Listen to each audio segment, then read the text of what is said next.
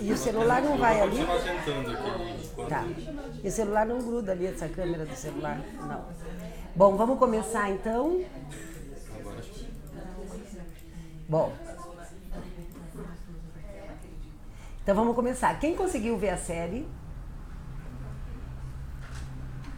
Quem não conseguiu? Não gosto de fazer isso, mas era só para eu ver. Então, assim, o que acontece? Por que eu pedi para ver a série? Para a gente continuar falando do complexo materno. Então, no Patinho Feio, a gente estava falando dessa dificuldade de lidar com a imagem que a mãe fez da gente, a dificuldade para a gente lidar com a expectativa que a mãe tem e como essa imagem nos acompanha para sempre. E aí, a série está falando disso, entre outros milhões de coisas. E todas nós, mães e filhas, passamos pelas mesmas situações, né? Como mães, como filhas, como é difícil para a gente estar lidando com esse complexo eterno, com essa imagem que a gente fica devendo para sempre, ou a gente fica identificada para sempre, como é difícil porque é muito, muito forte. E, por sincronicidade, na semana passada eu tinha falado para vocês assistirem, e quando eu fui ler o capítulo, que eu vi que ela estava falando do corpo, e a série também tem tudo a ver com esse assunto de como é que a gente lida com o corpo e o valor que a gente tem que dar por estar vivo e por que isso tem, qual é o valor de estar vivo. Aí, o que a gente pode estar fazendo com a nossa vida, e ela percebe isso na série. Então, o que acontece? Eu fiz uma colinha aqui, porque eu fui assistindo a série, anotando episódio por episódio as mudanças que ela vai fazendo. De vez em quando eu vou dar uma olhada aqui nos episódios, mas para eu dar uma geral para vocês, o que está acontecendo ali? Bom, ela está presa, né? Ela está presa num ciclo repetitivo que ela não consegue sair, e ela não consegue, o fato dela não sair é que ela está aprisionada num não desenvolvimento, ela está travada, como ela descobriu no final e falou para ele.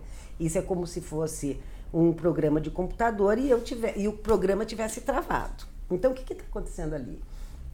Ali, literalmente, ela está lidando com um processo de morte literal, física, que acontece e ela morre mesmo. Mas, psiquicamente, como todos nós estamos aprisionados num padrão psíquico repetitivo de comportamento, a vida não cria.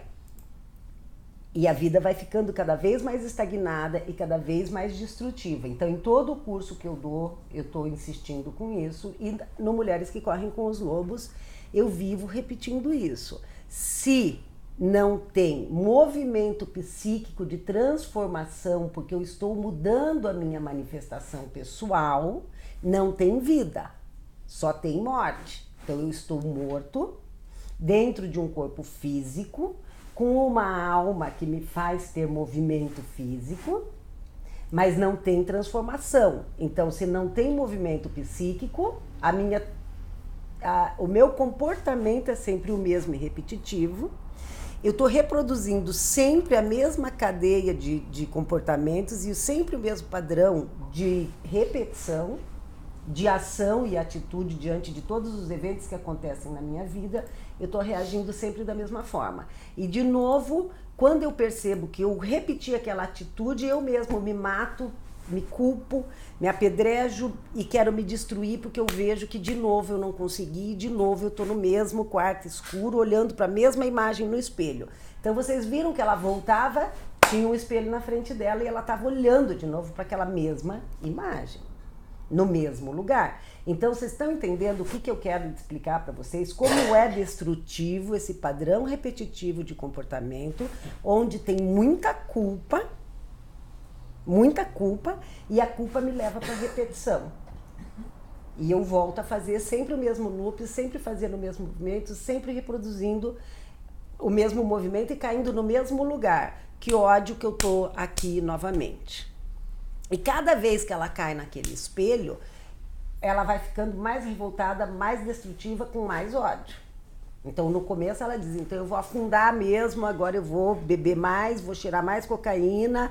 Começa a cheirar cocaína com o cabo do pente, do tamanho que começou a acontecer aquela destruição dela. Então, quanto mais a gente se odeia, porque a gente rejeita a dificuldade que a gente tem na vida para lidar com essas questões, as quais nós estamos aprisionadas desde a infância, quanto mais a gente rejeita esses padrões aos quais nós estamos aprisionados desde a infância, mais destrutivo fica o meu comportamento em relação a mim mesma. Entenderam isso? E ela vai se destruindo cada vez mais.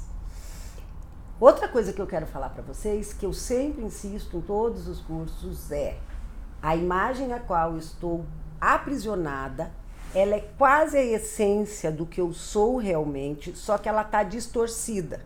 Então ela é uma menina impetuosa, cheia de força, intensa, e é disso que a mãe dela fala no começo e diz, é disso que a madrasta dela, né, que era a mulher da mãe, essa madrasta dela vira para ela e fala, cadê aquela menina com aqueles cabelos? Numa altura ela diz, cadê aquela menina com aqueles cabelos? Então aquele cabelo ruivo, que era toda a força dela, então tá lá o ruivo, o vermelho, que é a vida, que é o sangue, que pulsa, que é essa coisa da impetuosidade que o vermelho nos dá, né? Fome de vida e muita vivacidade, porque o sangue é a vida.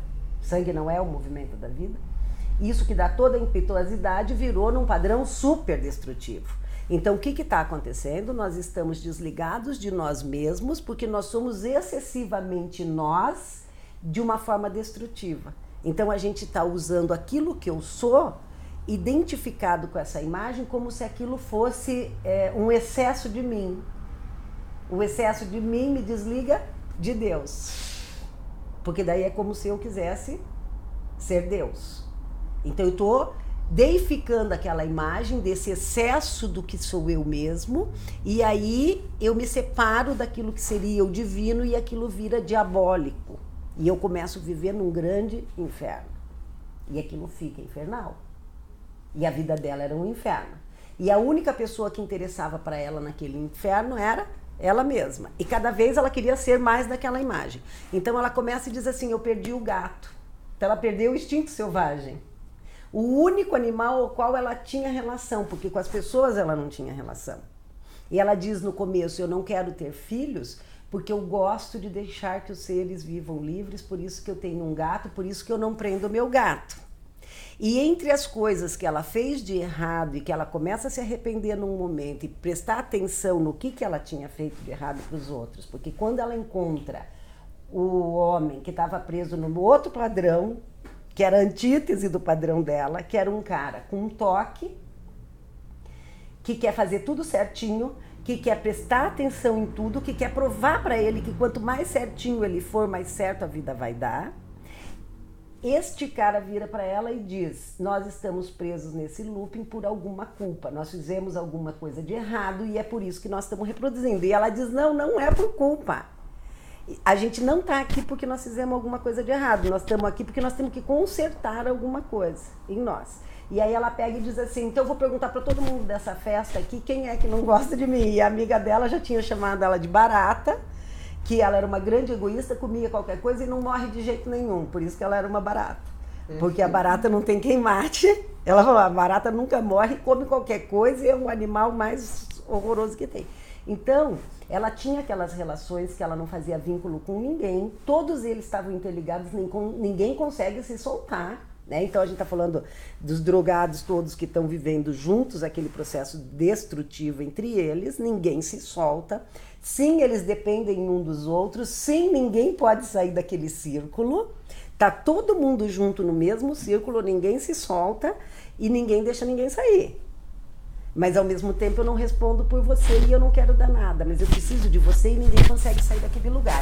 E ela só conseguiu começar a fazer o processo dela e ficar mais tempo viva na hora que ela ficou dentro da casa. Ela falou, eu tenho que ficar aqui com eles. Então não adianta a gente fugir daquilo que a gente rejeita em nós e desses padrões que estão à volta. A gente precisa... Vera Helena. a gente precisa chafurdar nessa lama cada vez mais profundamente. Não adianta a gente correr da sombra. Eu corro, fujo dessa sombra e em sonho vejo o meu passado. Né? Então não dá para correr dessa sombra, a gente precisa mergulhar nessa sombra. E quando ela vai ficando dentro da casa, ela consegue acordar viva. Senão ela já caía e morria na escada. Então chega uma hora que ela diz assim, eu tenho que aprender a descer a escada. Porque a gente não aprende a cair, a gente não pode cair, a gente não pode fracassar, a gente não pode bater lá embaixo, a gente não pode descer. É sempre em cima, né? Nunca dá para baixar. Então ela diz, eu preciso descer essa escada, eu preciso ir para esse submundo, eu preciso suportar esse lugar onde tem queda. E ela caía, morria de novo, caía e morria de novo. Então veja, na hora que ela começa a ficar presa lá, ela consegue ficar um dia a mais e dar um passo a mais e dar o passo em relação ao mendigo. Aí ela resolve salvar o mendigo e buscar o sapato para o mendigo. Aí ela começa a enxergar o outro. Aí ela vê que a Ruth, que é a madrasta dela, tá morrendo com o vazamento do gás. E ela diz, tem que sempre ligar toda vez para avisar do vazamento do gás. Então a gente precisa sempre lembrar pra gente, quando a gente vai descobrindo os buraquinhos onde a gente pisa o pé, a gente tem que falar, toma cuidado, você tá indo lá, quando você senta com aquelas pessoas, você acaba se comportando assim. Né? Então se a gente já sabe que se a gente sentar na casa com os primos, chega numa altura que você vai dar o mesmo furo, que você vai dizer a mesma coisa. Aí se você for lá naquele tipo, com aquele grupo de amigos que você vive assim assado, a hora que você viu, você reproduz aquele mesmo comportamento. Então antes de entrar, antes de explodir o gás, porque foi assim, eu vou fazer um chazinho para nós, a Ruth fala. E a hora que ela vai fazer o chazinho, ela liga o gás e pum! Então aquilo que parece só um chazinho, a gente tem que tomar muito cuidado. Você pode ir para o chazinho, mas telefona antes e fala, cuida que o chazinho vira uma grande explosão, porque se a relação é perigosa e a gente vai atear um fogo, é palha e vai pegar, vai incendiar. Então ela vai criando consciência dos perigos e dos riscos, indo nos mesmos lugares, e a gente tem que se expor ao risco, porque não adianta ficar dentro de uma redoma e dizer que eu não corro risco nenhum, que era o que o moço fazia. Ele não corria risco. Quando ele vai contar, e eu não quero perder de vista já, por isso que eu vou trazer já isso, quando ele vai contar para a mãe que ele não ficou noivo, que ele descobriu que a noiva dele tinha um amante e que estava deixando, ela diz assim, e daí vocês... A mãe falou, não venha me contar. O teu fracasso não me serve, eu quero filho perfeito e não me traga o que não for bom. Então eu não quero dar conta do patinho feio em você. E ele por isso sabia que num lugar, então o complexo materno dele diz respeito a uma mãe que espera que ele seja perfeito. E no final ele fala, eu sou o fracasso do fracasso do fracasso. Ele só se cura quando ele entende que ele correu do fracasso e ele é o fracasso do fracasso do fracasso. Só que a mãe dele esperava que ele fosse o filho perfeito, que a vida dele desse certo, e ele achou que aquilo tudo fizesse dele uma pessoa que estivesse acima de qualquer suspeita. Ele estava protegido naquele lugar do toque e da perfeição.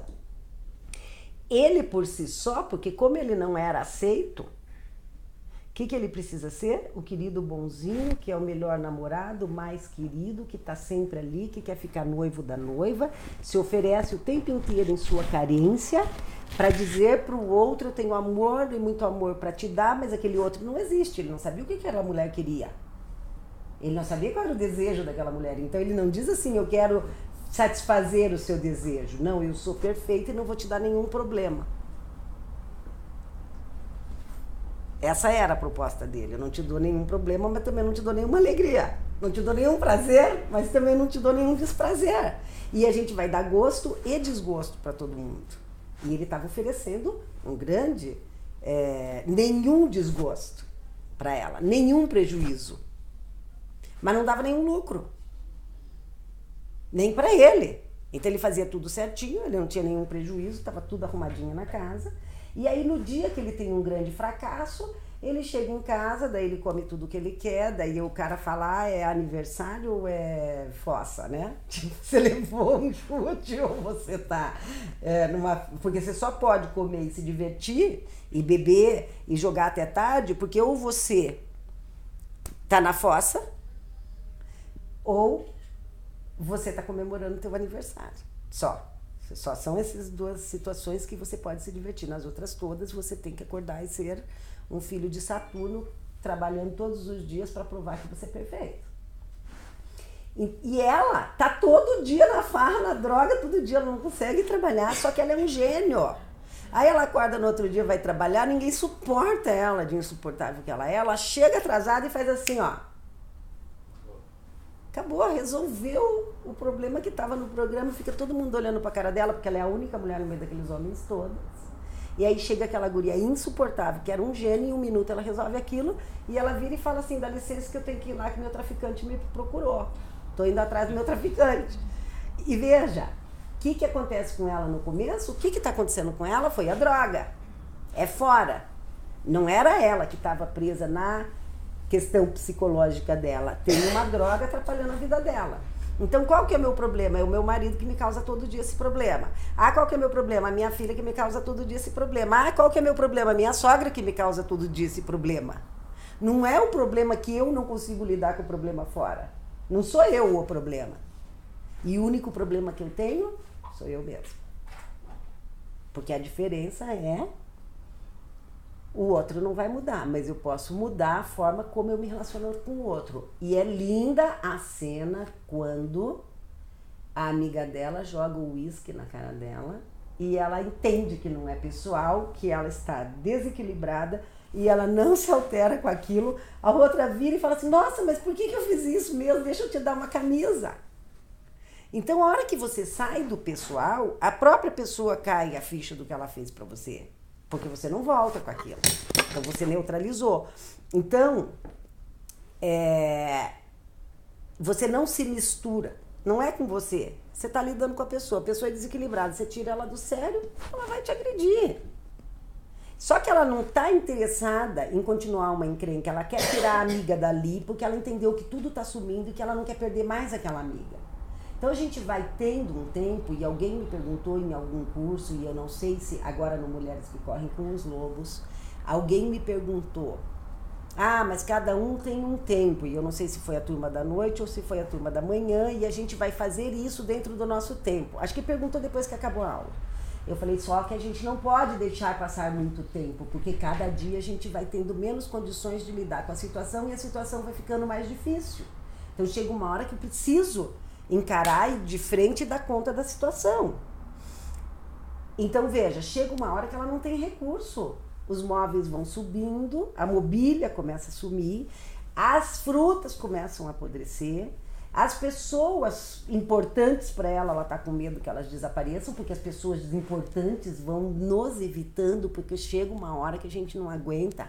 Há 30 anos, participar da mesma cena que a amiga faz há 30 anos, e ela continua fazendo a mesma cena, chorando da mesma coisa, e chega uma hora que você, por educação ainda, porque tem um amor e uma ligação muito antiga, então você continua conversando, você está ao lado para ajudar em crises muito difíceis, mas você fica no porque você não vai falar nem bem, nem falar mal, nem isso, nem aquilo, só que você também não quer falar todo dia. Então você faz a cada 15 dias, depois você começa a fazer a cada 3 semanas. E se te telefonar a qualquer momento, você vai atender. Você não vai negar uma ajuda, mas você não tem mais o prazer em tomar um chá. Né? Você não quer mais tomar o chá, porque aquilo começa a ficar cansativo. Então veja, com o tempo aquilo tudo vai sumindo e ela numa altura encontra o cara e os dois começam a andar juntos e ela diz, eu tenho que achar esse cara. Então veja, quem ia salvá-la do atropelamento era ele, que ia tirá-la daquilo. E ela ia tirá-lo do suicídio. Tá? Um ia salvar o outro. Eles estavam separados. Num momento ela encontra e cruza com ele. Então, o ânimos dela estava identificado com a necessidade de estar o tempo inteiro sendo aceito pelo outro. E o feminino dela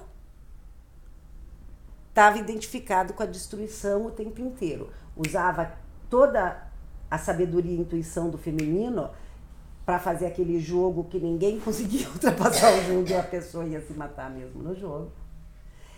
Ela pegava toda a intuição dela do feminino para execrar aqueles homens que ela trabalhava e dizer: vocês são uns bobos, vocês estão vendo que eu sei coisas e vejo coisas que vocês não veem, e para mim é muito simples. Então ela usava aquilo para poder. E a ânima dela, né, o feminino dela, estava completamente num lado destrutivo, e ele estava com aquela ânima que não fazia ligação, que queria mais da vida, só que a mulher dele, a noiva dele, vai lá e se apaixona por um cara que é igualzinho ela, a principal, a boneca russa. Como que é o nome dela? Nádia. Então, a Nádia, eu só decoro o nome dos da mitologia grega, o resto, mas nem de mortal nenhum, nem de filme de ninguém. Bem fácil. Mas daí o HD foi até o fim, não serve mais pra nada, porque tem de HD, tá lá. Então, assim, a Nádia e o professor, tá? São o mesmo nível de gente lixo que não faz relação com absolutamente ninguém, que todo mundo quer estar ao lado, porque ele consegue, e ele diz: eu sou a última opção de todo mundo. E ela, naquele meio que ela estava, ela também era, tanto que a amiga estava fazendo festa para ela. Então, tanto ela quanto ele, que chega no final do filme, o moço vem e salva, como que é o nome do mocinho do filme? O Alan. Vem e salva a Nádia, e ela ainda atravessa a rua e continua com o egão dela, velho, indo embora. Daí caiu a ficha dela e ela volta. Ela reatravessa. Então, aquilo que a gente estava falando, que o Patinho Feio ainda acha que os cisnes estão vindo para matá-lo, a gente já passou pela situação. A situação é positiva, ela é construtiva, e mesmo assim a gente quer continuar no padrão. O Patinho estava se achando a vítima e falando: esses cisnes estão vindo para o meu lado só para me atacar. Então veja que ela já tinha sido salva pelo cara, e ela, mesmo assim, ainda pensa em continuar com o velho ego, porque a gente usa o selfie para a hora que tá tudo muito bem e a gente acabou de resolver a situação, a gente larga aquilo lá e volta pro nosso padrão. A gente tá cansado de pegar o que há de divino em nós para resolver situações difíceis, e a hora que você resolveu a situação difícil, você larga aquela roupa suja e volta pra tua roupinha velha e continua andando, porque a gente não tem vergonha na cara. Esse é o Judas que nega o Cristo, conhecia o Cristo, só que na hora que o Cristo ia custar para ele e ele ia ter um ganho se ele jogasse o Cristo na fogueira, com quem que ele ficou? Com o ego dele. Entende quem que é o Judas em nós, a traição? Faz horas que a gente entende tudo que a gente ganha, começa a enxergar, começa a ouvir, começa a falar, começa a andar. Mas chega na hora que eu posso dar um ganho com o meu velho ego, eu corro pro lado de cá e entrego o Cristo em mim e mando crucificar. O Pedro em mim vira e fala: não conheço. Tá? O Pedro em mim fala: eu não sei o que eu tenho que fazer agora. Eu não sei, eu não sabia como agir na hora. Por isso que eu fiz igual sempre. Então nós somos muito vagabundos, para falar bem a verdade nesse sentido. A gente trai, a gente se trai, a gente se vende. Que é o arquétipo da prostituição em nós, a gente se vende, tá? A gente faz isso. E tem duas coisas que eu prestei atenção, que agora falando em se vender, em negar, e em se vender também, porque a gente faz comércio com a nossa personalidade, a gente tá cansado de saber que aquela relação, que aquela ofertinha, daquele jantarzinho que te convidaram vai ir na casa da mãe porque vem a amiga dela e a mãe quer mostrar para a amiga que tem uma filha que vai lá jantar com ela, e você fala: eu vou lá. Sabe quando você fala: eu vou, mas aquilo vai te custar caro depois, porque aquele dia que você entrou naquela gaiolinha com aquela história vai te custar caro depois, mas você na hora se vendeu. E a gente faz isso. Então o que acontece? Ela, na hora que ele não está conseguindo fazer contato com ela, que eles voltam no tempo, no primeiro encontro, que ninguém tinha consciência do que estava acontecendo, voltaram lá atrás, ele, para chamá-la, fala do colar que a mãe comprou e jogou fora o preço da faculdade, da universidade. Na hora que ele fala, olha aqui, ó, quem que eu sou, ele conta uma notícia. Olha o prejuízo que você levou na tua vida. Tua mãe, sendo inconsequente, um dia comprou um colar e jogou fora teus estudos. Então, essa memória do arrependimento, do que custou muito caro, gente. Então, a culpa é um processo destrutivo, eventual, repetitivo. O arrependimento de grandes fatos que a gente não pode esquecer que aquela escolha naquele momento me trouxe um prejuízo muito grande. E ele chama através disso. De dizer, você lembra quanto que te custou, quanto que te doeu, tudo que você perdeu? Com uma brincadeira de uma mulher tão inconsequente? E tem uma coisa no complexo materno dela, quando a mãe é tão destrutiva e a mãe não consegue enxergar a menina fica refém para resolver o assunto da mãe. E a menina precisa validar aquela mãe. Então, na hora que a mãe fala, você não vai descer na frutaria e contar pro dono da frutaria o que ele fez para mim, a menina faz o olho desse tamanho, desce lá e conta. Então, a gente fica cúmplice deste mal. A gente vira cúmplice desse mal que a gente enxerga. Só que no começo ela era cúmplice desse mal que ela enxerga. Chega uma hora que esse mal fica em mim.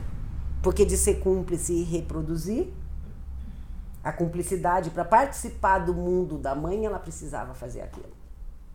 E aí chega uma hora que ela começa a se destruir. Então veja, na questão do tempo, quando ela resolve, ela entende que tem vários tempos e que eles podiam voltar no tempo, e ela está usando lá a teoria do multiversos, né, que as coisas no quadridimensional acontecem em tempos diferentes e que eles podiam voltar para aquele tempo, a gente pode olhar isto que acontece no filme de uma outra forma, que é, quando ela resgata a menina, vocês viram que o ex-marido ou namorado dela, o Johnny, diz, a última vez fiquei te esperando no café para te apresentar a minha filha e você não foi. A vida tá dando para ela uma oportunidade de pegar uma menininha, ela que foi rejeitada e que a mãe cometeu suicídio e abandona a menininha, a vida em tempo real, cronológico, linear, traz de volta para nós experiências em outras pessoas para a gente refazer a vivência que a gente teve. E a gente não está entendendo. Então eu tô achando que aquela enteada lá não passa de uma pessoa atrapalhando minha relação, que eu não quero ter relação com ninguém, só com o gato. Só que aquela menininha era a oportunidade que ela tinha de cuidar de uma menininha como a mãe não cuidou dela. Tá?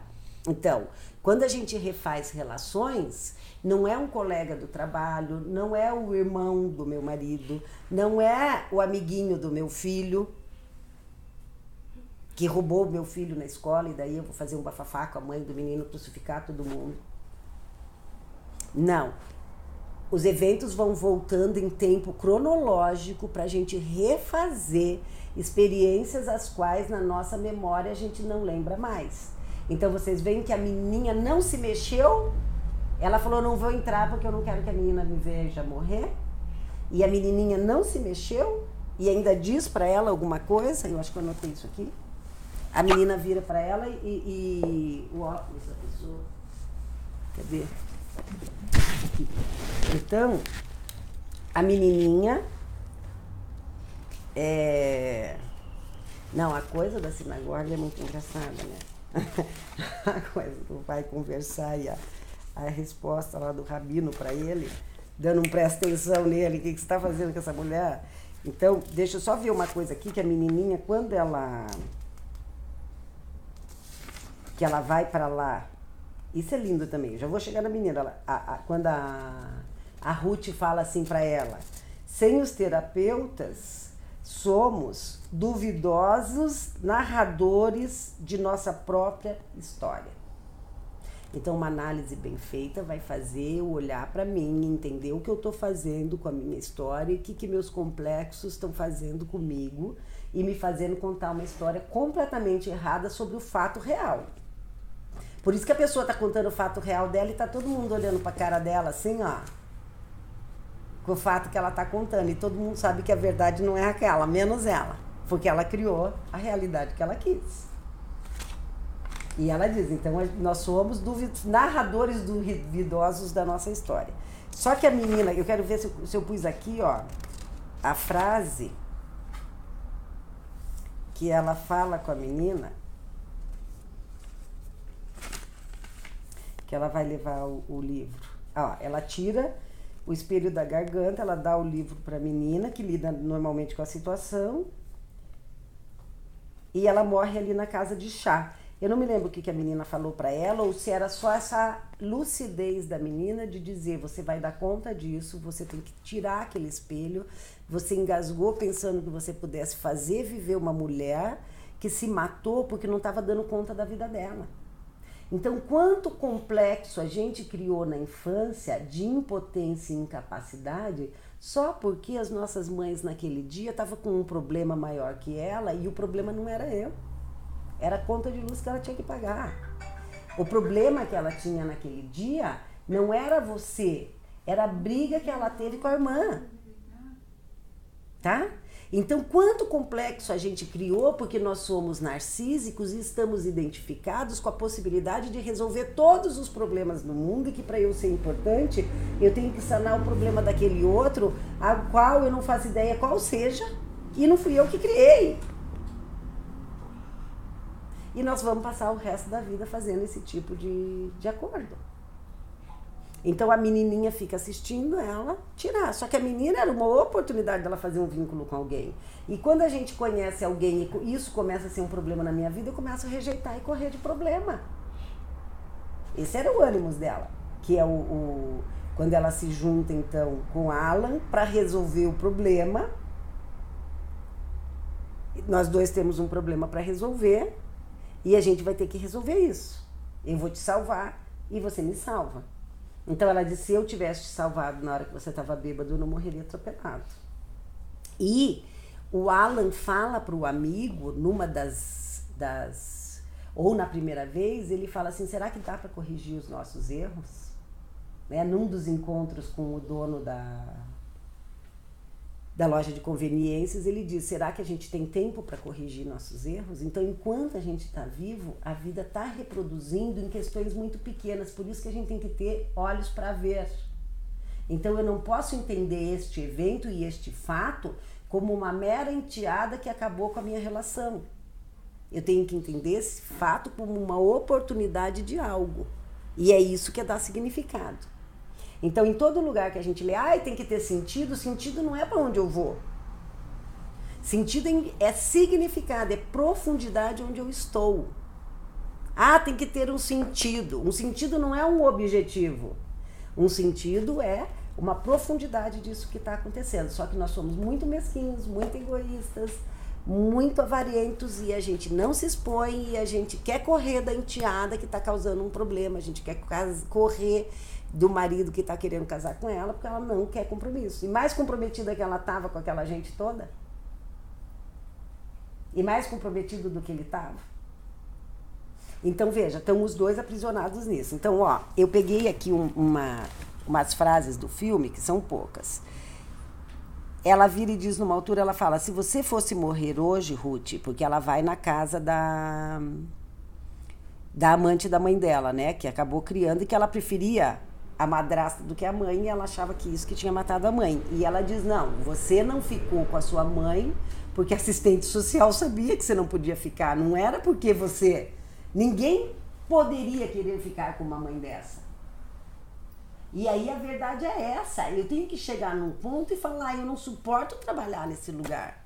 Ninguém aguentaria trabalhar neste lugar. Eu não posso ficar me matando todo dia para poder me submeter a uma situação que eu não aguento mais. Porque isso está me matando. Então ela diz, a própria assistente social diz, e ela não validava só pela necessidade. Ela se culpou a vida inteira de não ter dado conta de aguentar uma mãe louca. Quem que aguenta uma mãe louca? Mas eu preciso aguentar a mãe louca. Eu preciso aguentar o marido alcoólatra. Porque para eu ser perfeita, eu tenho que aguentar esse alcoólatra todo dia dentro dessa casa. Daí eu sou perfeita porque eu aguento o alcoólatra. Quem que aguenta um marido alcoólatra? Ninguém aguenta um marido alcoólatra. Só quem é perfeito, prepotente, está mantendo a destruição. E ela estava se destruindo por isso. Então, veja, ela tira aquilo que estava matando, né? Ela consegue tirar. É isso que a menina, a enteada, fala lá no café, não é? Ela ainda está dentro de você, ela tira o espelho. Ah, então é isso. Obrigada, Débora. Ela fala, ela está dentro de você.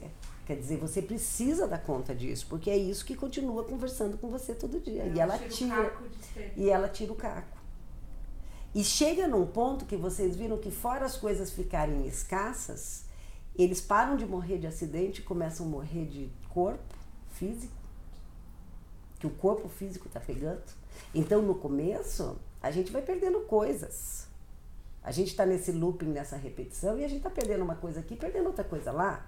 Daqui a pouco a gente começa com um sintoma físico, porque se não tem movimento psíquico, o corpo vai pegando. Agora, é um processo que ela volta, e ela tá no final, ela fala, gente, ela tá quase perdendo a corrida, e ela consegue pegar. E quase se perdem no final.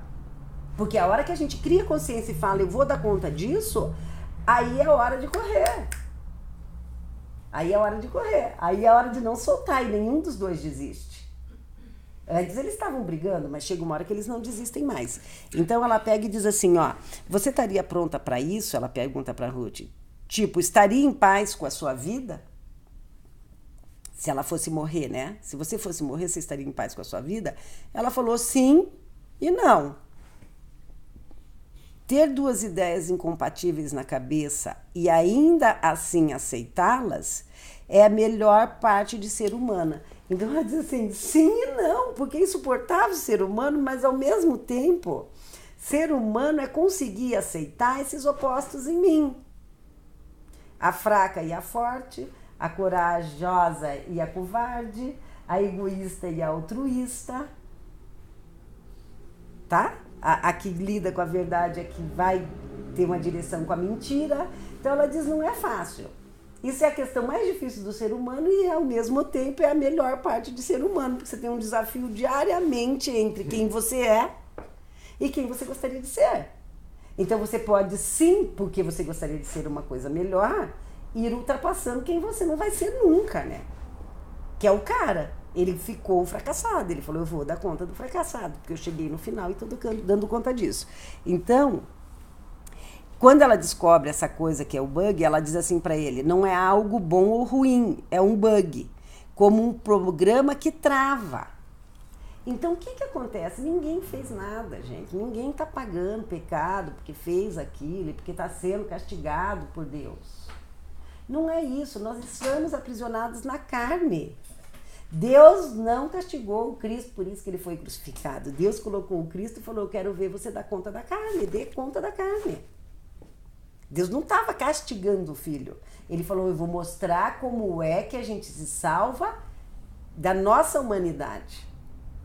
Como é que você vai lidar com esse conflito que no domingo de Ramos você estava fazendo sucesso e no domingo seguinte, na sexta-feira que vem, você está crucificado porque ninguém mais te olha na cara. Como é que você vai lidar com isso? Foi isso que ele propôs. Como é que você aguenta esses dois lugares? O preço que custa ser quem você é e quanto vai custar a tua verdade? Você falar a sua verdade e lutar pela tua verdade vai custar quanto? Só que a mesma verdade que você estava falando, domingo passado estava todo mundo batendo palma. Domingo que vem todo mundo te prega na cruz. Então essa que é a questão da gente dar conta. Não tem um castigo, que é o que ela está brigando com ele. Então é a relatividade do fato. É a relatividade do fato. Jesus era bom para muitos porque estava curando. E daqui a pouco ele ficou ruim para todos porque ele não resolveu a questão dos impostos. Essa que é a questão. Então a gente vai ter que dar conta dessa antítese, desse paradoxo. E suportar isso em mim. Então ela diz assim, e ele tá batendo boca falando, é um castigo, tem um jeito de fazer tudo certo para que nada dê errado. Não, não é. Nós não estamos aqui para que nada dê errado, a gente está aqui para lidar com as dificuldades. As coisas vão dar errado. Se eu estiver com Deus, eu vou conseguir fazer a pior coisa da melhor forma. Mas eu vou passar por situações muito difíceis. Então não é que Deus está me castigando por isso que eu tenho dificuldade. Se Deus estiver me ajudando, eu vou ter facilidade de lidar com as dificuldades. Ontem eu vi uma mulher que falava assim, a vida é muito simples, mas não é fácil. Ela é simples, mas não é fácil. É simples assim, mas fácil não é. Não precisa sofrer, mas é triste. Não é um sofrimento eterno de um sangue, mas é triste. A gente vai se entristecer. Então ela diz assim, é como um programa que trava. E ali eles começam essa discussão. Ela diz assim, é só um sintoma indicando um bug no código. Se as mortes são nós travando, esse momento é o bug que precisamos corrigir. Daí ele diz assim, e se era para um ajudar ao outro e não ajudamos, como que isso não é moral? E daí ela diz assim, o tempo e a moralidade têm algo em comum, a relatividade. Então o tempo é relativo, por isso que o tempo não é cronológico, ele é relativo porque a gente vai mudando dentro desse tempo. Hoje uma pessoa falou assim pra mim, nossa, e é uma coisa, e deve ser de outras vidas. Eu falei, olha, se é de outras vidas, a gente não sabe. Mas desta vida vocês viveram uma situação muito bonita de fato, e vocês duas conseguiram, com a amizade de vocês, uma resgatar a outra de situações super difíceis. E eu tava conversando no leito de morte de uma pessoa. E a pessoa falando, eu acho que era de outras vidas. Eu falei, não, por favor, é dessa vida. Da outra vida a gente não sabe. Nessa vida nós nos encontramos e estamos fazendo este papel um na vida dos outros. O bom e o mal. Porque eu tô fazendo um papel ruim para um monte de gente, um papel bom para um monte de gente, tem um monte de gente fazendo um papel bom para mim e um ruim. E cada um de nós nos encontra numa face, né? Porque vocês me encontram aqui nessa face que eu tô, eu encontro vocês nessa face que vocês estão. Mas tem gente que me encontra em outra face e eu causo um monte de problema para um monte de gente. E vocês estão causando um problema, um monte de problema. E para nós, esse encontro entre nós, a gente sempre está falando nas oportunidades como é bom esses encontros e vocês que se encontraram aqui. Que estão todos unidos no mesmo propósito, né? De conseguir buscar uma ampliação da consciência a partir da sombra de vocês. Porque está cada um tentando ampliar consciência com um discurso. E vocês estão atrás da sombra de vocês, da mortalidade de vocês. E nós estamos aqui falando disso. Agora, e a sombra de nós pegando em um monte de gente que está por aí? Né? Então é esse o papel. Eles estão se encontrando e ela diz, isso é só uma questão da gente, isso é uma relatividade. Daí ele pega e diz assim, como que é? Ele fala assim, você lembra que você fala que o tempo é relativo? Ela vira, ela já tinha esquecido ela vira e fala, quem falou isso foi o Einstein, seu gênio. O cara é um gênio. Agora você vem querer me dizer que o tempo é relativo e fui eu que disse. Ela era muito, né? Ela tinha uma personalidade muito engraçada, ela era terrível, ela era inteligentíssima. Então assim, ela é muito inteligente e vai mostrar pra ele a coisa do quadridimensional e, né, a esfera, o círculo, e que a fruta por dentro não escraga. Por isso que a vida sempre vai estar lá. A vida não morre, a laranja está podre por fora, mas a vida não morreu. É só você escolher ir em direção à vida. A vida não acaba enquanto nós estivermos com este corpo. Nós temos oportunidade. Por isso que se você aceitar Jesus na hora da morte, você está salvo. Daí fala, já passou muito tempo, eu já estou muito velho. Mentira, isso é desculpa do ego. A laranja ainda está lá como ela veio ao mundo. Aquilo que está com toda a riqueza está lá dentro. Então a gente sempre tem tempo, desde que a gente queira se dispor ao preço disso tudo. E daí ela vai e mostra para ele que é isso, né? O tempo é relativo à sua vivência. Vivenciamos o tempo de formas diferentes, mas isto indica que em algum lugar o tempo linear que conhecemos ainda existe. Então é como se a gente pudesse reparar. Sempre a gente vai poder reparar. Só que eu não estou reparando o mal que eu fiz para o outro, eu estou reparando o mal que eu fiz para mim. Ela fez mal para ela quando ela acreditou que ela podia salvar aquela mãe. Ela fez mal para ela quando ela acreditou que ela matou a mãe. E ela descobriu que ela não podia ter matado a mãe. E que ela pode se salvar e se salvando ela vai salvar o outro. Mas aquela criança não podia ter feito nada. E aí, eles fazem todos esses movimentos e ela diz assim, eu tô tão feliz que você não pulou. Promete que se eu não pular eu vou ser feliz? Não sei, cara. Eu não posso prometer isso. Só posso prometer que não vai ficar sozinho. Então, a única coisa que a gente pode fazer um pelo outro é uma conexão imperfeita. A gente faz conexões imperfeitas. Então, hoje eu posso te dar a mão e te ajudar e amanhã eu posso te afundar. Que foi o que aconteceu com o Pedro e Jesus e o Pedro e o Judas. O Pedro falou, eu entendo que você não vai poder me ajudar, porque senão você vai se afundar. E falou para o Judas, ele chegou lá e falou, você vai me trair amanhã porque eu já descobri tudo e você é um vendilhão, vai me vender porque você não. Ele falou, você que está falando, eu não sei. Eu sei que alguém vai me trair.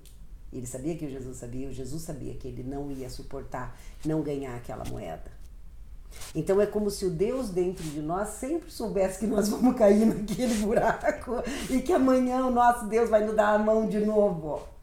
Porque a gente cai. Como é? Ali onde eu caí, qualquer um caía. Dá a volta por cima que eu dei, quero ver quem dava. Não é uma coisa que fala assim.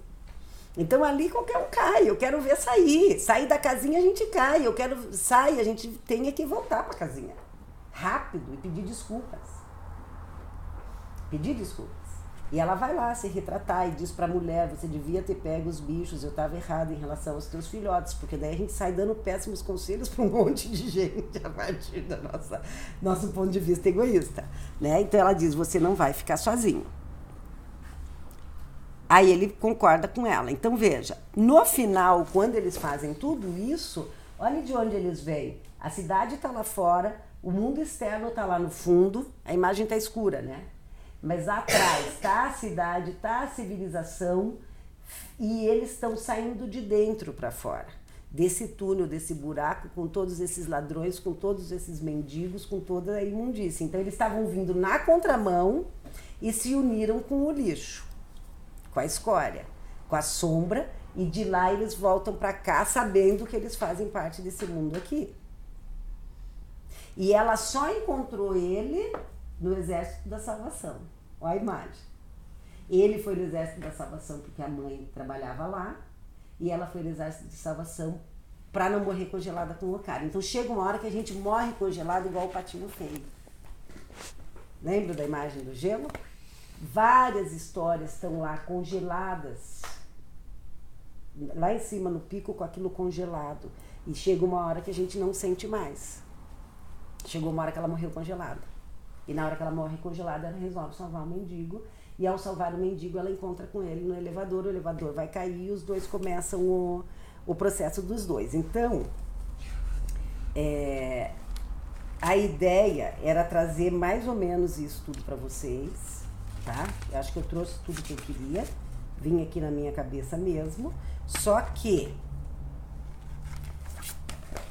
aí eu junto com a aula de hoje, que por sinal eu não conhecia esse capítulo do livro, eu não me lembrava mais que tinha lido ele.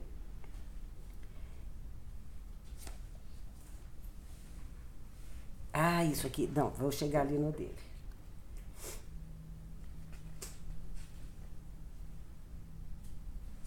Ai, que lindo! Daí ele fala assim, ele fala assim, ou ela fala, a vida é muito dolorosa ou nós é que somos muito frágeis. Né? Porque a vida é dolorosa, não tem como. Não tem como fazer isso. Então, ou ela é muito dolorosa ou nós é que somos muito frágeis, que ele não sabe bem qual é o problema. É isso aí. Então, o que acontece? Eles saem ali, dançando com essa morte, saindo do túnel, perto disso tudo que nos expõe, que é o mendigo, que é o ladrão, que é a pobreza, que é a fome, que é a solidão, que é o não lugar. Porque, de fato, nós somos viajantes, a gente não tem um lugar. E se nós somos viajantes, nós podemos mudar todos os dias de nacionalidade. E nós vamos ser sempre estrangeiro. E ele se junta com essa gente do estrangeiro, porque a gente pode mudar todo dia a nossa personalidade, os nossos conceitos, as nossas formas de encarar o mundo, porque é a relatividade do fato. Que a gente falou semana passada, é a relatividade do fato. No final a gente juntou tudo isso daqui.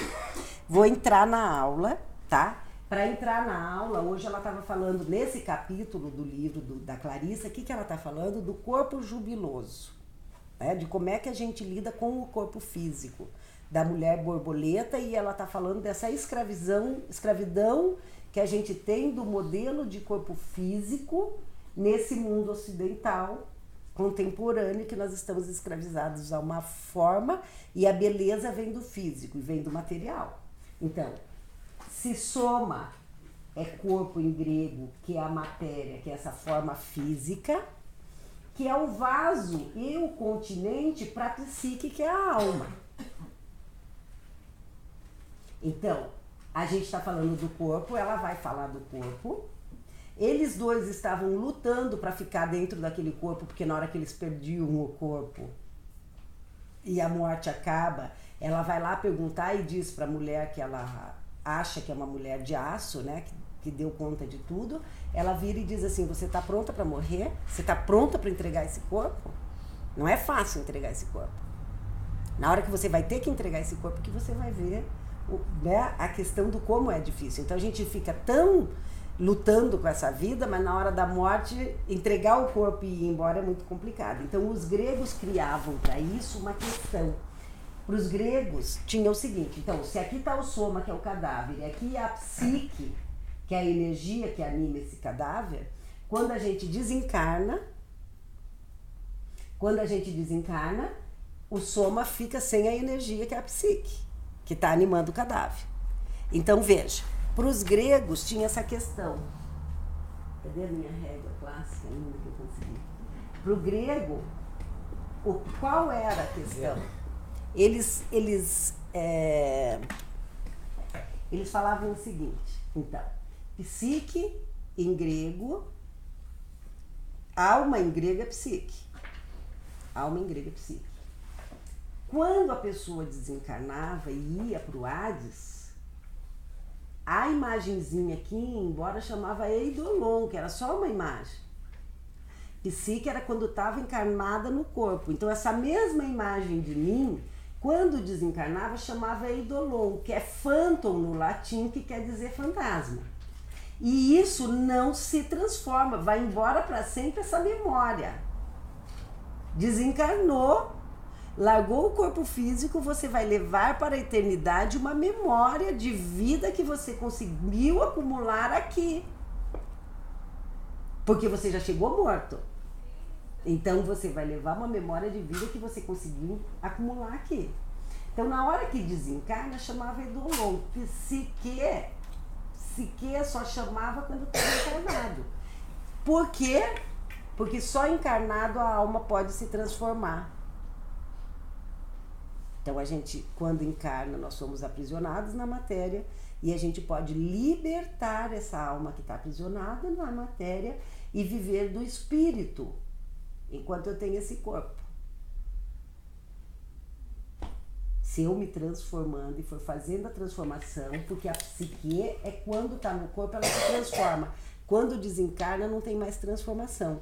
Então, pro grego clássico, você ficava com a memória eterna de todo o mal que você não se libertou, porque todo o mal que você fez, você não começou a fazer aqui, você já nasceu com o mal porque você está encarnado na carne. Só que você lembra de todo o bem que você conseguiu fazer, mas de todo o bem que você não fez porque você escolheu não fazer.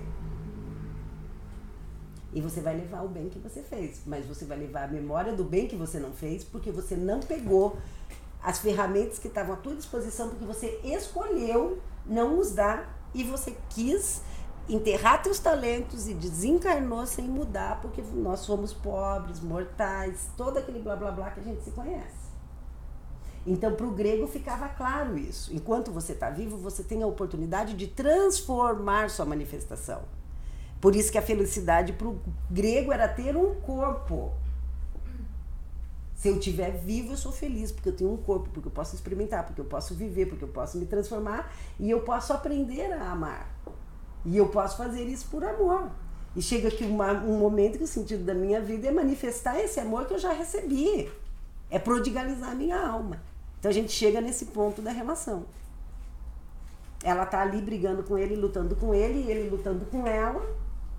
para conseguir no final, né, libertá-la e libertá-lo, fazer esse movimento.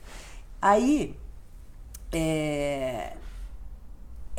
aí eu vou ler uma frase da Clarissa que fala assim, ó, o corpo, ele nos dá um lugar, um ponto de vista, um conhecimento diferente. O corpo, através dos seus estados de percepção, então ela diz assim, ó, nós não podemos esquecer que o corpo é o veículo para a gente perceber o mundo. Ele é uma esponja e ele é um radar para nos levar para algum lugar.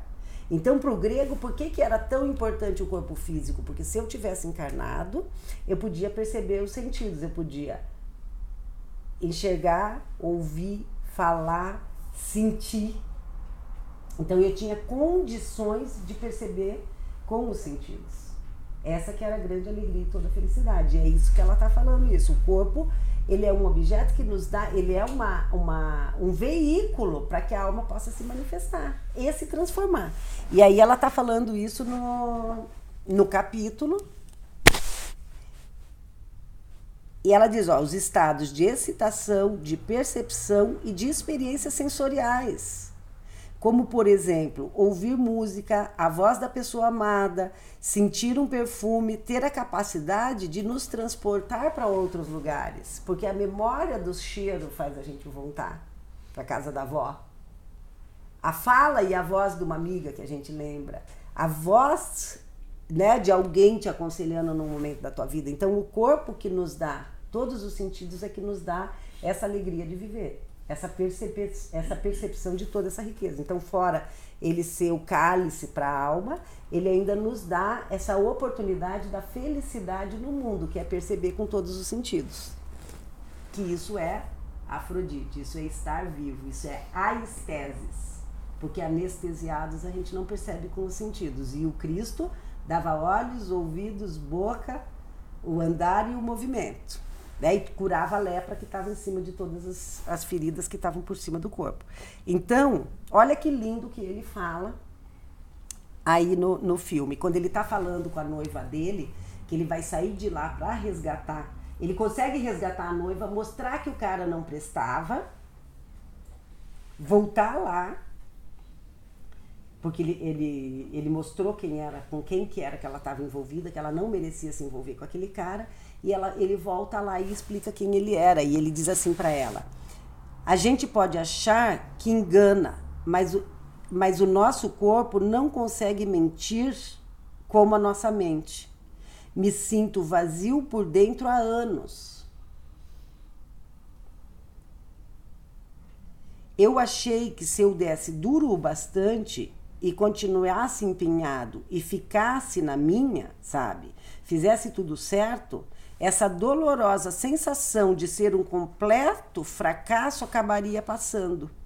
E agora eu estou preso a um corpo fraco, em um mundo que está literalmente aos pedaços e a uma mente que quer me matar. Tá? Então chega uma hora que a gente não se suporta mais e a gente mesmo está afastando todas as pessoas, só que nós somos novos, gente. Nós somos novos. Quem está com 70, de 75 a 85, e enrijeceu demais e transformou muito pouco, porque quem viveu com sabedoria e foi se transformando e criando sabedoria com a vida ao invés de amargura, tá bem, tá aconselhando os outros, tá suportando a vida, tá suportando a morte, tá vivendo. Os que não, estão amaldiçoando a vida e chamando a morte todo dia. E criando morte em volta deles. Então esse moço, ele tinha um quadro suicida, porque ele não suportava viver de tanto que ele se colocou nesse lugar, mas as pessoas que não vivem bem e chegam entre 75 e 85, de 80 a 90, é uma amargura da amargura da amargura. Amaldiçoando a vida e amaldiçoando a morte. E não vivem. Porque estão esperando, como esse moço, alguém que possa amá-lo, e como essa moça destruindo todo mundo que está em volta com toda a sua maldade. Então aqui os dois eram jovens e estavam já no extremo da sua não transformação e já começaram a morrer jovens. Então, quanto antes a gente começar a fracassar, quanto antes os nossos barcos derem em lugar nenhum, quanto antes a gente morrer na praia, melhor para nós, porque a gente vai ter que ir buscar esse resgate, tá? Aí, veja, falando do livro de novo, ela tá contando ali no livro, ela tá falando dessa escravidão do corpo e ela conta uma história de um festival que acontece num cânion que tem a mulher mariposa, que é a donzela borboleta, que vem com um corpãozinho fazer uma dança para dançar, né? Pela cura e fazer todos os movimentos, e ela fala, então ela está dizendo dessa experiência indizível. Tá todo mundo esperando que venha uma bailarina e eles avisam com aquele zumbido das caixas acústicas no festival que vem vindo a mulher mariposa, a borboleta, fazer um espetáculo de dança. Tá todo mundo esperando uma bailarina chegar, ela não chega, ela não vem, ela demora porque já derreteu a maquiagem, daí ela chega gorda com aquele corpo enorme dela, dançando uma dança, mas aquilo é tão forte e que todo mundo fica extasiado com tudo que aconteceu, pela força que ela tem naquele corpo, de quê? Movimento psíquico, a energia que ela tem naquele corpo para dançar, faz com que todo mundo fique extasiado com aquela situação. Então ela diz assim, a donzela borboleta é a força feminina fertilizadora. Porque a força feminina em nós é que suporta o grande mal, o grande fracasso, a grande dor, a noite escura da alma. É o feminino em nós que suporta estar trancado no casulo da borboleta que eu mostrei em alguma das aulas. É a força do feminino em nós que suporta isso. Sobreviver nesse lugar caótico, né? Ela diz assim, ó, ao transportar o pólen de um lugar para o outro, ela fecunda por cruzamento, da mesma forma que a alma fertiliza a mente com sonhos, da mesma forma que os arquétipos fertilizam o mundo concreto, ela é o centro. Ela aproxima os opostos ao tirar um pouco daqui e levá-lo para lá. A transformação não é nem um pouco mais complicada do que isso. Essa imagem é essa a sua lição. É assim que a borboleta faz. Então ela tira um pouco da folha verde e leva para a leveza, para depois fertilizar todas as flores. Mas no meio do caminho ela fica na obscuridade daquele casulo, para se transformar no lugar onde não tem luz, onde tudo acabou, onde tudo morreu, onde ela era uma lagarta comendo. Então ela tira um pouco daquela imagem que ela é a lagarta que come folha e destrói, e ela é a borboleta que voa, que é livre, que traz pólen e vai fertilizando flor. E ela vai daqui para lá e é isso que ela faz. Porque é isso que eu estou falando para vocês. Nós que estamos aqui, as mesmas pessoas que estão aqui convivendo aqui com essa face que nós estamos vivendo, a gente vive outras faces para as outras pessoas. Então ela diz, é assim que ela atua. A mulher borboleta corrige a ideia... Peraí. Deixa eu ver se vai aqui por baixo. Corrige a ideia equivocada de que a transformação é só para os torturados. Então não é o sofrimento que nos transforma, é a libertação do mal. Porque eu estou enxergando aquilo como um mal. Quando eu enxergo que aquilo é um bem, é isso que me liberta. E não é a tortura que eu passei. A tortura que eu passei pode me enrijecer e me transformar numa pessoa pior. Muito pior. Porque eu posso usar aquilo como muleta pro resto da minha vida. Ou aquilo pode me transformar e eu olhar e dizer, não quero isso pra mim nem pra ninguém. E ela diz, então é equivocada essa ideia de que a transformação é só para os torturados. Então, para os santos ou apenas para os tremendamente fortes. O self não precisa mover montanhas para se transformar. Um pouco basta. Um pouco vai longe. Um pouco muda muita coisa. Gente, a gente precisa de muito pouco. Você só precisa falar sim, eu quero. Sim, eu vou fazer. Sim, eu vou mudar. Sim, eu vou para outra direção porque essa não deu. Então, o que eu estou fazendo aqui? O que eu posso fazer? É só questionar. É só duvidar. Ela estava indo embora com o ego dela, atravessando a rua, indo embora com aquela última opção, que era o professor, e ela resolve voltar. Vocês viram que ela estava indo embora e ela resolve voltar e se unir a ele, porque tudo ia dar em nada. Ela ia continuar o caminho dela. Ela ia morrer pela última vez, né? Não ia mais ter lugar. Se ela não voltasse com ele e atravessar, ali não tinha salvação. Ali eles estavam separados numa outra dimensão, né? Estavam. Ela está falando da teoria do multiversos, então já eram tempos que ela já tinha se transformado e ele não, e ele não tinha se transformado e ela não. Então o que acontece psiquicamente? Nós temos porções psíquicas já avançaram muito, mas nós temos porções psíquicas que estão muito atrasados. Então nós estamos muito avançados em relação a algumas questões que a gente consegue se relacionar e a outras não. Então a gente pode estar muito bem relacionado em relação ao dar e receber, né? Na relação pessoal. Mas a gente pode estar muito avançado nisso, em saber dar e receber e reivindicar e negar. Mas a gente pode estar muito atrasado em questão de dar conta do nosso trabalho pessoal. Que a gente vai lá, trabalha com peso, consegue dinheiro, tem sucesso, só que eu estou trabalhando pelo dinheiro, pelo sucesso, eu não existo, eu não manifesto aquilo com toda aquela pureza. Entende? Então, Vera, tem coisas que estão atrasadas, mas uma parte minha ajuda outra parte. Porque isso também me faz encontrar pessoas nessa parte aqui que me ajudam naquela parte lá. E eu vou olhando também como exemplos, o próprio fracasso daquele outro, né? Ao invés de criticar, eu posso olhar que eu também estou fracassando assim em outros lugares. Então ali no final é a teoria do multiverso, que no tempo eles estão desencontrados e um está num tempo, o outro está no outro tempo. Ela já tinha se transformado e ele não. Então a gente também vai fazendo esses reencontros na nossa vida pessoal, cronológica, a gente vai reencontrando coisas, só que fica muito bom quando você começa, e ela fala, a Clarissa fala isso aqui no capítulo do livro, como a gente está desligada na nossa ancestralidade. Então, quando a gente começa a entender a história da família e a repetição da história da família, e que você está conseguindo fazer curas ancestrais nesse sentido, porque você revive a história do avô, do tio, da avó, da tia-avó, e você está contando a tua história, refazendo de outra forma a mesma experiência, a gente liberta os ancestrais, porque a memória deles vai se transformar, e essa memória não consegue continuar se perpetuando de geração em geração. Então, fora ali está acontecendo aquele... Então, internamente a gente tem um jogo psíquico que partes nossas já estão avançadas e partes estão atrasadas, e a gente pode se ajudando internamente.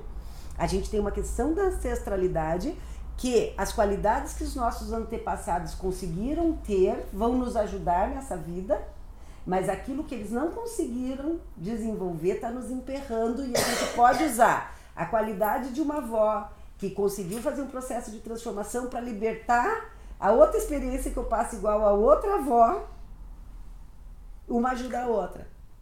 O avô, o bisavô, então aquele avô que teve uma falência, ninguém mais na vida conseguiu lidar bem com o dinheiro, porque fica naquela falta do dinheiro, que não fez falta para ninguém, porque aquilo também não passava de uma grande destruição, e fica todo mundo sofrendo daquela perda financeira para a vida inteira. Essa gente da perda financeira, vai lá, um desses daí casa com um que era casado com um que lutou a vida inteira e ficou rico porque lutou. Daí esta avó aqui lutou a vida inteira e ficou rica porque ficou rica. Essa avó aqui é amarga porque perdeu tudo e virou naquela amargura de ficar sem dinheiro. Na hora que essa menina nasce, ela pode pegar a luta da avó que aprendeu a lutar para curar toda a pompa e a circunstância, a coisa snob enrijecida daqueles que já não tem mais nada, mas mantém a pose sem ter nada. Então eles não se submetem a trabalhar, porque afinal de contas um dia eles foram muito ricos. E a menina pode curar essa situação, porque tem uma avó que passou por isso e a outra. Só que essa que lutou não sabe ser rica. Morreu pobre. Tinha dinheiro, mas não conseguia ser rica porque ela foi pobre a vida inteira e jamais gastaria o dinheiro. E eu me lembro uma vez que uma pessoa me contou, e vocês entendem? E daí ela aproveita dessa que um dia foi muito snob, teve muito dinheiro para ser rica.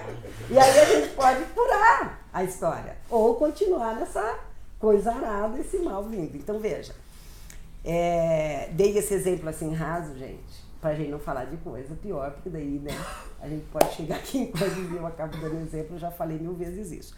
Então o que acontece? Eu me lembro um dia que uma pessoa falou assim pra mim, ela tinha 2 avós, uma muito rica e uma muito pobre. E ela ia na casa da muito rica, a comida farta, a mesa cheia, e ela falava, nossa, mas que riqueza. E daí ela ia na casa da outra avó, ela era criança, uma miséria, um troço, tudo cinza, tudo escuro, tudo medido, tudo assim. Quando ela cresceu, ela descobriu que a pobre era rica, que a casa da avó rica era a que não tinha dinheiro. Tinha comida, tinha abundância, era fartura, era a pobre. E a avó que tinha dinheiro era miserável, era uma coisa horrorosa, ninguém podia comer, ninguém podia nada, porque aquele dinheiro estava tudo enfiado lá embaixo daquele colchão, que dinheiro ninguém pode gastar. E aí ela via aquela miséria do presentinho vagabundo, da coisinha, a outra já fazia umas colchas enormes de crochê, era tudo rico, tudo grande, tudo rico, mas não custava nada aquilo. E a coisa da coisa vagabundinha de quinta categoria que a rica dava porque não podia gastar dinheiro. E ela descobriu, e era muito engraçado o dia que ela contava essa história, ela já maior quando ela descobre essa verdade. Então veja, ela diz assim, ó, a força fertilizadora substitui a movimentação de montanhas. Então essa mariposa em nós que consegue sobreviver e sair da folha, da lagarta que come e migrar sobre essas duas coisas, a gente está sempre, é uma força fertilizadora. E a gente move montanhas, a gente remove histórias e a gente reconta a história. E refaz o nosso destino de uma outra forma completamente diferente. Então, ela diz assim, ó, esse eu já tinha dado, tô passando para frente do lugar errado. Foi não. Aqui. No corpo não existe nada que devesse ser de algum jeito. A questão não está no tamanho, no formato, na idade, nem mesmo no fato de ter tudo aos pares. Então, acho que meu marido pode ter 60 anos. Meu pai. Deixa eu ter de 48 a 52. Tá? Ó, mas o imposto de renda nós vamos ter que ver, não é bem assim. Ó, nem mesmo o fato de ter tudo aos pares, pois algumas pessoas não têm. Tem gente que nasce com um olho, com uma perna, com um braço, tem gente que perde 2 durante a vida. Né? Então não é porque a forma física vai se transformar que eu não vou fazer mais movimento. E a gente vê milhares de histórias de gente que enrijeceu e amargou e de gente que encontrou um significado, uma profundidade na vida quando perde, né? O corpo naquele formato que ele sempre imaginou. Daí diz assim, ó, a questão selvagem está em saber se esse corpo sente, se ele tem um vínculo adequado com o prazer, com o coração e com a alma. Ele tem alegria, felicidade, ele consegue ao seu modo se movimentar, dançar, gingar, balançar, investir? É só isso que importa. Então ele tem movimento, ele tem agilidade, ele tem alegria. Como é que está esse corpo? Não interessa a forma que ele tem, interessa o movimento que ele faz. Se ele está tendo prazer, né? Como que é? Que voz que é essa? O que essa boca expressa? O que esse olho vê? Como é que esse ouvido ouve? E cada dia a gente vai ficando, né? Piorzinho. Estamos quase acabando, cada dia eu estou melhorzinha nessa história. Esse preconceito contra o corpo natural, estimulando a todos a voltar por um monitoramento constante do mesmo. E essa escravidão a gente sabe que é muito maior para as mulheres, né? Até porque as mulheres são muito vaidosas em relação aos seus próprios corpos também. Então não é só uma questão cultural de uma cultura que faz isso, mas a exigência da mulher, que o perfeccionismo dela faz também com que ela esteja insatisfeita o tempo inteiro com o corpo que ela tem. Então é fresquinho porque vende mais ou vende mais porque é fresquinho? Não dá para saber. Olha lá, perdi o coisa, já achei ele aqui, ó, o meu mouse. Então, privando-as, assim, de relacionamentos mais profundos e mais refinados com a forma que herdaram. A angústia quanto ao próprio corpo subtrai à mulher uma fatia considerável da sua vida criativa e de sua atenção aos outros aspectos. Então, falando em homens e mulheres, a gente perde tanto tempo sofrendo por causa desse corpo físico. Ao invés da gente sofrer na transformação do corpo psíquico, que está enrijecido, e transformar esse corpo, a gente quer transformar o corpo físico. E a gente está preocupada com essa forma e perdendo tempo com essa forma, tá? Aí ela diz assim, ó. Então, tentar esculpir seu próprio corpo é extraordinariamente semelhante ao processo de escavar a própria terra, queimá-la, descascar suas camadas, desnudá-la até os ossos. Aqui, eu quero passar para cá, ó. É isso que a gente faz com Gaia, né? Gaia, que é a terra, que é o corpo, que é o físico, que é a mãe, a gente acaba com a Gaia. A Gaia também tem que ter muito cimento, muita matéria, muito prédio, muita casa, e a gente faz isso com o nosso corpo físico. Então, em vez da gente adorar este corpo físico pensando que ele é o cálice da psique, a gente endeusa esse corpo físico como alguém que tem algo que tem que ser mantido materialmente com uma forma, tá? Então a gente faz com Gaia essa mesma coisa. Desmata, acaba, cimento, prédio e vai destruindo. A gente destrói Gaia e destrói nosso corpo. E ela diz assim, ó, o corpo é um ser multilingüe. Ele fala através da cor, da temperatura, do rubor, do reconhecimento, do brilho, do amor, das cinzas da dor, do calor da excitação. O corpo fala, né? Da frieza, da falta de convicção. Ele fala através do seu bailado ínfimo e constante, às vezes oscilante, às vezes agitado, às vezes trêmulo. Ele fala com o salto do coração, a queda do ânimo, o vazio no centro e com a esperança que cresce. Então o corpo fala, né, com todos esses movimentos. E aí ela diz assim, ó, nos mitos e nos contos de fadas, as divindades e outros espíritos poderosos testam os corações, o coração dos seres humanos, ao aparecer sob diversas formas que disfarçam sua natureza divina. Então, nos contos de fadas, os seres divinos e nos mitos, os deuses aparecem em outras formas, como velhas, como mendigos, como ratos, como leões, como águias, e até os próprios deuses gregos, todos eles têm as imagens. Os próprios apóstolos, cada um tinha a imagem de um animal, né? E aí os deuses aparecem sobre essas outras formas, para entender que não é a forma, e sim a substância e a essência, que está dentro de cada ser. E nós estamos presos na forma e na matéria e na literalidade. E na aparência, e não na essência e na profundidade. E no que está além daquilo que não pode ser visto. E daí ela está dizendo, eles disfarçam as suas naturezas divinas, aparecem usando mantos, farrapos, faixas de prata ou com pés enlameados. Aparecem com a pele morena como a madeira escura, ou em escamas feitas de pétalas de rosa, como uma frágil criança, como uma velha de um amarelo esverdeado, como um homem que não sabe falar ou como um animal que sabe falar. Os grandes poderes estão querendo descobrir se os seres humanos já aprenderam a reconhecer a grandeza da alma.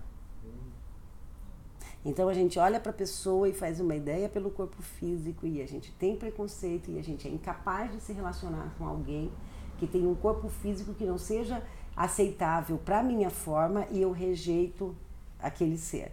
E quanto mais jovem a gente é, mais a gente faz isso. E a gente não tem coragem de dar um passo para se vincular com um corpo que não é aceito culturalmente. Socialmente.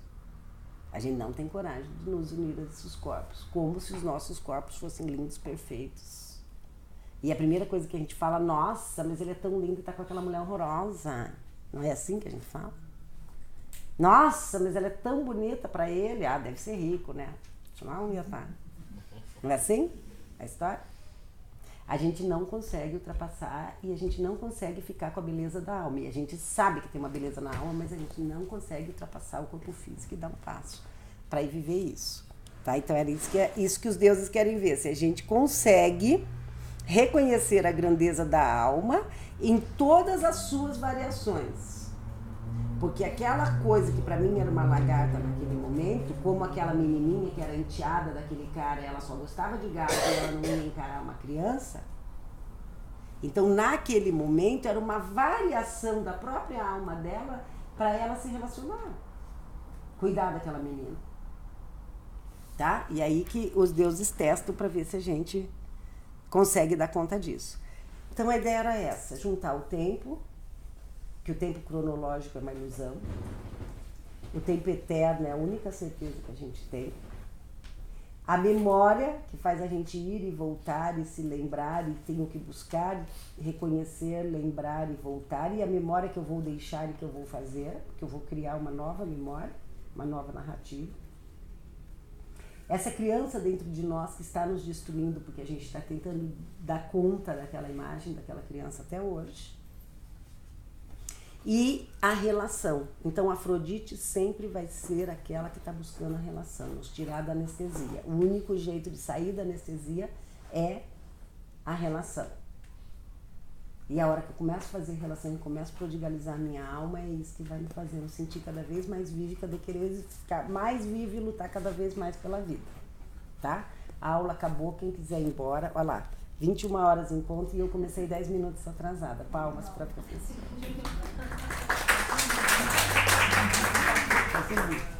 Desculpa porque eu tenho feito vocês ficarem mais meia hora todo dia. Então, quem quiser...